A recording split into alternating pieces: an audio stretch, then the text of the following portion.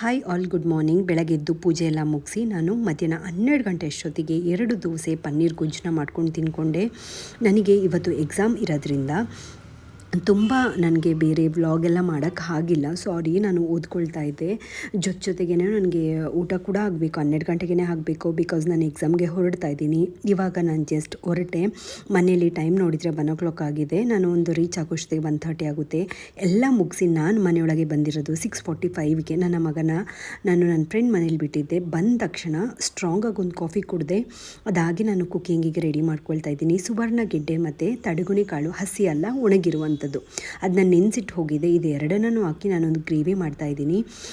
Onion ಹಾಕ್ಕೊಳ್ಳಿ. ಚೆನ್ನಾಗಿ fry ಆದಮೇಲೆ ಒಂದು ಅರ್ಧ ಮುಷ್ಟಿಯಷ್ಟು ನಾನು ತೆಂಗಿನಕಾಯಿ ತುರಿನ ಬಳಸಿದ್ದೆ. ಇದಕ್ಕೆ ಚಕ್ಕೆ, ಲವಂಗ ಎಲ್ಲ ಸ್ಪೈಸಸ್ ನಿಮಗೆ ಯಾವ್ಯಾವ್ದು ಬೇಕೋ ಹಾಕ್ಕೊಳ್ಳಿ. ನಾನು ಒಂದು ಸ್ವಲ್ಪ ಜೀರಿಗೆ ಕೂಡ ಹಾಕ್ಕೊಳ್ತಾ ಇದ್ದೀನಿ. ಚೆನ್ನಾಗಿ ಫ್ರೈ ಮಾಡಬೇಕು. ಯಾವುದೇ ಮಸಾಲೆ ಆಗಿರ್ಬೋದು, ಫ್ರೈ ಮಾಡಿ ನೀವು ಗ್ರೇವಿನ ಮಾಡಿದರೆ ತುಂಬ ಟೇಸ್ಟಿಯಾಗಿರುತ್ತೆ. ಇದಕ್ಕೆ ನಾನು 1 ಟೇಬಲ್ ಸ್ಪೂನ್ ಮಟನ್ ಮಸಾಲ ಖಾರದ ಪುಡಿನ ಹಾಕ್ಕೊಳ್ತೀವಿ. ನಮ್ಮ ಕಡೆ ನಾವು ಇದಕ್ಕೆ ಧನಿಯಾ, ಅಚ್ಕಾರ ಮತ್ತು ಅರಿಶಿಣವನ್ನು ಹಾಕಿ ಬೆರೆಸಿರ್ತೀವಿ. ಸೊ 1 ಸ್ಪೂನ್ ಅದು ಹಾಕಿದರೆ ಸಾಕು. ಜೊತೆಗೆ 1 ಟೇಬಲ್ ಸ್ಪೂನಷ್ಟು ನಾನು ಗೋಡಂಬಿನ ಹಾಕ್ಕೊಳ್ತಾ ಇದ್ದೀನಿ. ಇದು ಬೇಬಿ ಗೋಡಂಬಿ ಅಂತ ಹೇಳ್ತಾರೆ, ಕ್ರಷ್ ಆಗಿರುತ್ತೆ. ಇವಾಗ ಕುಕ್ಕರಲ್ಲಿ ಆಯಿಲ್ ಹಾಕಿ ಒಂದು ಅರ್ಧ ಈರುಳ್ಳಿನ ಹಾಕಿ ಚೆನ್ನಾಗಿ ಫ್ರೈ ಮಾಡ್ಕೊಳ್ಳಿ. ಇದನ್ನ ನೀವು ಫ್ರೈ ಮಾಡುವಾಗ ನಿಮಗೆ ಅನಿಸುತ್ತೆ ಚೆನ್ನಾಗಿ ಗೋಲ್ಡನ್ ಬ್ರೌನ್ ಆದ ತಕ್ಷಣ ನೀವು 1 ಟೇಬಲ್ ಸ್ಪೂನಷ್ಟು ಶುಂಠಿ ಬೆಳ್ಳುಳ್ಳಿ ಪೇಸ್ಟ್ನ ಕೂಡ ಆ್ಯಡ್ ಮಾಡ್ಬೋದು.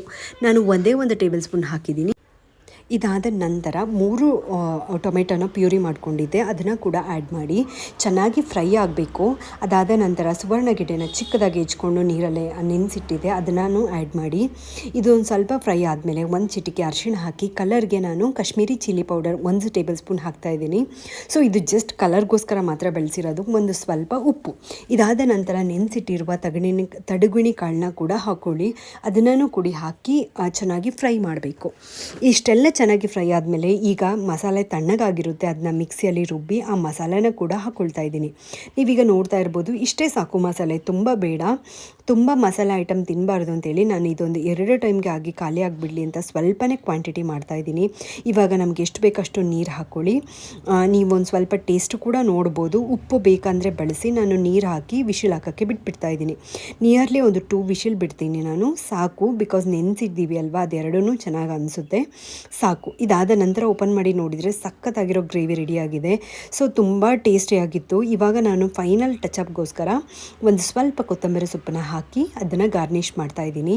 ಸಖತ್ತಾಗಿ ಬಂತು. ಇವಾಗ ನಾನು ಒಂದು ಸ್ವಲ್ಪ ಗೋಧಿ ಹಿಟ್ಟನ್ನ ಕೂಡ ಕಲಸಿಟ್ಟಿದ್ದೆ ಚಪಾತಿಗೆ ಅಂತ. ಅದಾದ ನಂತರ ನಾನು ಚಪಾತಿನ ಮಾಡ್ಕೊಳ್ತಾ ಇದ್ದೀನಿ. ಮನೆಯವ್ರಿಗೆ ನಾನೊಂದು ಸ್ವಲ್ಪ ಆಯಿಲ್ ಹಾಕಿ ಚಪಾತಿ ಮಾಡ್ತೀನಿ. ನಾನು ತಿನ್ನಬೇಕು ಅಂತಿದ್ದರೆ ನಾನು ಸುಕ್ಕ ಚಪಾತಿನೇ ಪ್ರಿಫರ್ ಮಾಡೋದು. ಇವತ್ತು ಅಂತಲ್ಲ, ನಾನು ಯಾವತ್ತೂ ಕೂಡ ಹಾಗೇ ಮಾಡೋದು. ನಾವು ಒಂದು ವಿಷಯನ ನಿಜವಾಗ್ಲೂ ಅಡಾಪ್ಟ್ ಮಾಡಿಕೊಂಡ್ರೆ ಅದನ್ನ ನಾವು ಕಂಟಿನ್ಯೂ ಮಾಡ್ತೀವಿ. ಬರೀ ವೆಯ್ಟ್ ಲಾಸ್ಗೆ ಮಾತ್ರ ನಾವು ಎಣ್ಣೆ ಹಾಕದೆ ಐಟಮ್ನ ತಿಂದು ಮತ್ತೆ ಎಲ್ಲ ಟೈಮಲ್ಲಿ ನಾವು ಚೆನ್ನಾಗಿ ಎಣ್ಣೆ ಹಾಕ್ಕೊಂಡು ತಿನ್ಕೊಂಡಿದ್ರೆ ಅದು ನಮಗೆ ಒಳ್ಳೆಯದಲ್ಲ. ಸೊ ನಾವು ಒಂದು ವಿಷಯನ ನಮ್ಮ ಜೀವನದಲ್ಲಿ ನಾವು ಅಳವಡಿಸ್ಕೊಳ್ಬೇಕು. ಆವಾಗ ಮಾತ್ರ ನಾವು ಒಂದು ಸಕ್ಸಸ್ನ ಕಾಣೋಕ್ಕೆ ಸಾಧ್ಯ. 8 o'clock ಇನ್ನೂ ಆಗಿಲ್ಲ.